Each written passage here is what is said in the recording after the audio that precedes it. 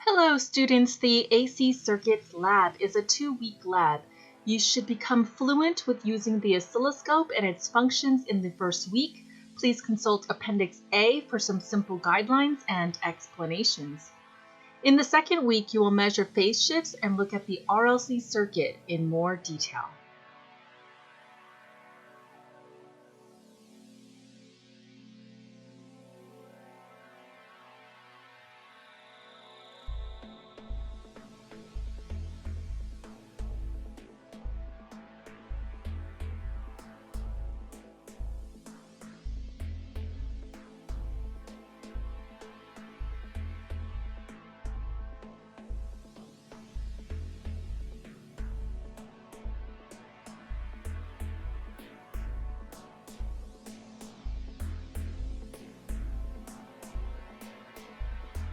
Our Fluke here should be set on AC, just like that. Notice that our connection, we have our red to red, and we have the ground right there connected to the negative.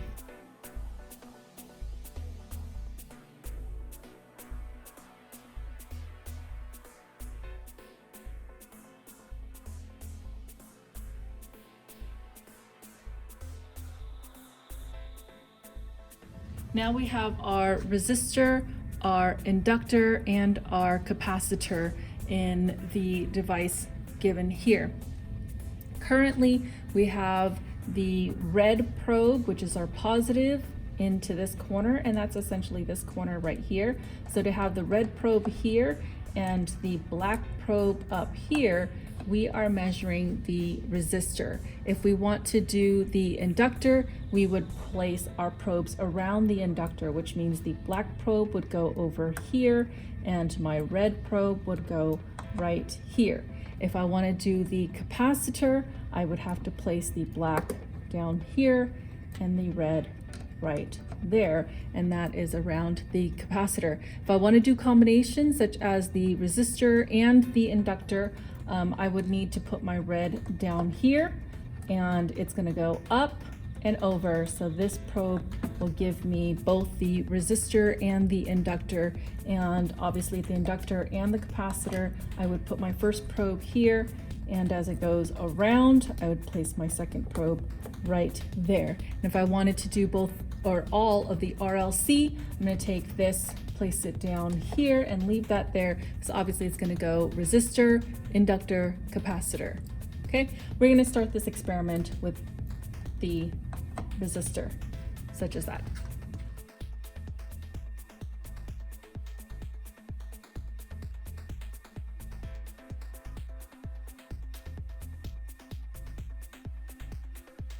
Oscilloscope turns on. You're going to have to let it warm up. And you see your signal right there. As before, you can increase or decrease the intensity. I'm going to decrease it a bit just due to the camera. Obviously, you want it to be nice and in focused as best as you can, and your illumination is going to show up on the film. The first thing we want to do is we want to make sure that this is external on our trigger. So here's our trigger source, and right now it says A, that is AB, that is B, and now this is external DC and line. So let's go ahead and go back to that external trigger. Let me go ahead and auto set, which is that button right there, and I get that signal. I can make it larger if I so choose. Remember that this button here can make it large. You don't want it to be too big. You can also change the time on the oscilloscope as well, the time scale. And remember that all of these, this scale is how much each one of these boxes are worth. So right now it is 2 milliseconds for every single box. And for the vertical axis, which is your voltage, this is 50 millivolts per box, okay, as you're counting upwards.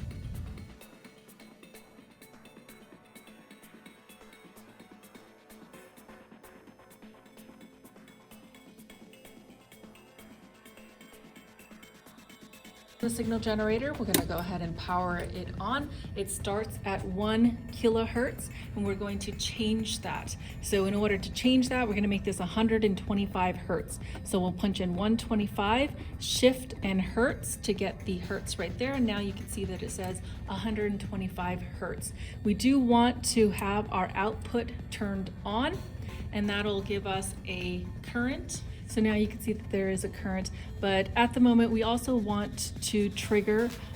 So we're going to shift and make sure that says TTL up there. For the amplitude, we want this to be 1 milliamp. So I'm going to increase this until I see 1 milliamp right there. So whenever we want to control the amperage, it's this amplitude right here, but we can read what the value is over here. So we want to make sure that that is well controlled.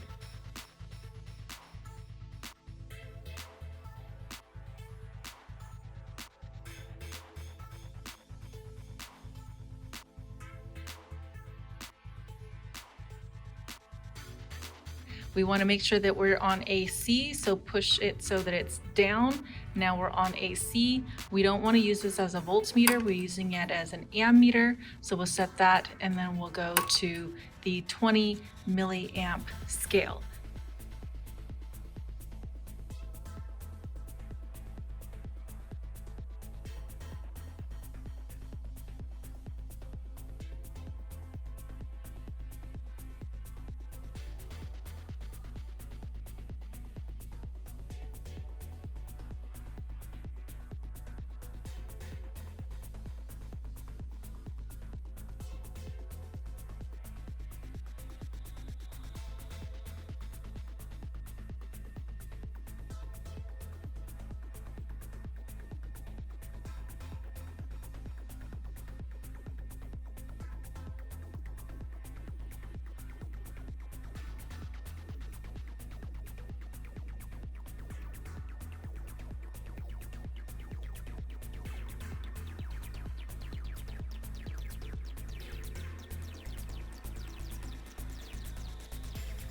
You are going to determine the voltage of our signal and compare it to the voltage given by our Fluke. So that is the voltage.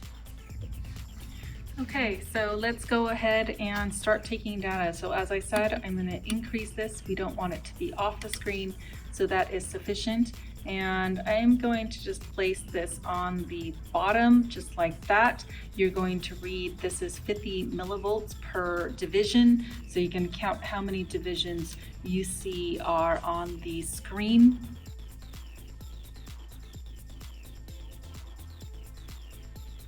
The second thing we're going to do in part B is to measure the frequency.